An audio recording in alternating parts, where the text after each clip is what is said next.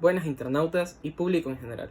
El tema tratado de hoy es el principio de Peter y el efecto de Dunning-Kruger. ¿Podrían explicar la realidad de los políticos ecuatorianos? En orden de poder responder esta pregunta, empezaré la disertación con la siguiente cita. Los políticos son como los pañales, deben ser cambiados con frecuencia y por la misma razón. En la historia de los políticos ecuatorianos se ha podido vislumbrar mayormente incompetencia y corrupción a lo largo del nacimiento de la República del Ecuador. Basándome en los principios del Dr. Lawrence J. Peter y el efecto Dunning-Kruger, no creo que exista teoría alguna sobre la faz de la Tierra que pueda encuadrar mejor nuestra historia política a través de los años. Me permito expresar esto, puesto que entre los principios de Peter se encontraban los siguientes. Las personas que saben hacer bien un trabajo inevitablemente serán promovidas. Sin embargo, mientras más promociones obtengan, más incompetentes serán. Y lo serán hasta llegar a la ineptitud total. La incompetencia es más dañina cuando mayor es el poder del incompetente y el efecto Dunning-Kruger que manifestaba que las personas incompetentes suelen sobreestimar su propia habilidad.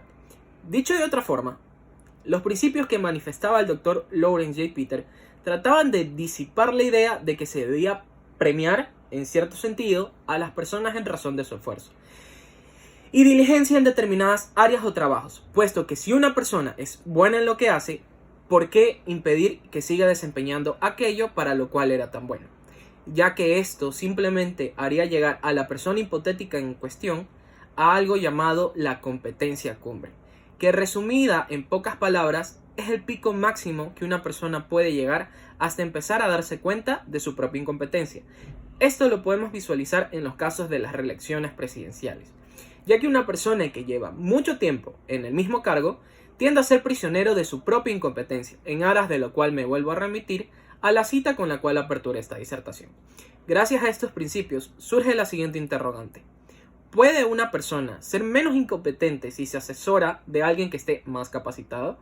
Para lo cual el Dr. Lawrence J. Peter responde con el siguiente axioma. La incompetencia más incompetencia da igual a incompetencia. Dicho de otra forma, la incompetencia siempre tiende a la multiplicación del personal, lo cual, más que una ayuda o una forma de progreso, es una manera de entorpecer enormemente las gestiones. Y esto aplica realmente para cualquier ámbito, ya sea un ámbito empresarial, ámbito social, ámbito político, etc. Claro ejemplo de lo anteriormente manifestado lo tenemos en la Asamblea Nacional de la República del Ecuador, y lo manifiesto por las dos siguientes preguntas que voy a mencionar. ¿Cuáles son las funciones que posee la Asamblea Nacional de la República del Ecuador? Muy bien. La Asamblea y todo órgano con potestad normativa tendrá la obligación de adecuar formal y materialmente las leyes y demás normas jurídicas a los derechos previstos en la Constitución y los tratados internacionales, y los que sean necesarios para garantizar la dignidad del ser humano o de las comunidades, pueblos y nacionalidades.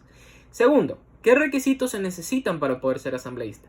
Para ser asambleísta se requerirá tener nacionalidad ecuatoriana, haber cumplido 18 años de edad al momento de la inscripción de la candidatura y estar en goce de los derechos políticos. De tal manera que la Asamblea Nacional de la República del Ecuador tiene por función principal la creación y la adecuación de las leyes y demás normas jurídicas para garantizar la dignidad de los seres humanos.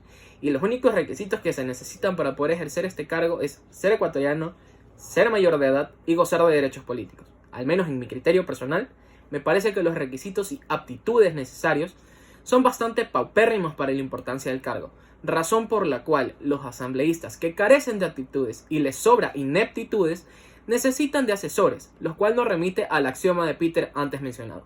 La incompetencia siempre va a generar más incompetencia.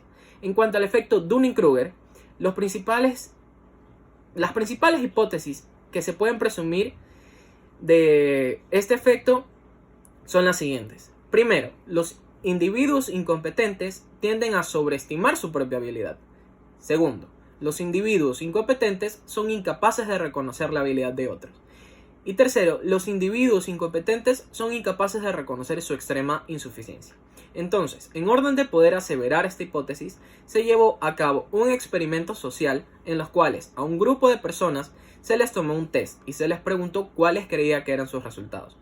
Aquellos que eran más incompetentes se alejaron totalmente de la realidad del puntaje, y aquellos que fueron más competentes fueron mucho más acertados sobre su posición en el test, por lo cual me parece relevante hacer mención sobre lo que Sócrates manifestaba respecto a la sabiduría. lo cual era que no era un requisito sine qua non para ser sabio saberlo todo.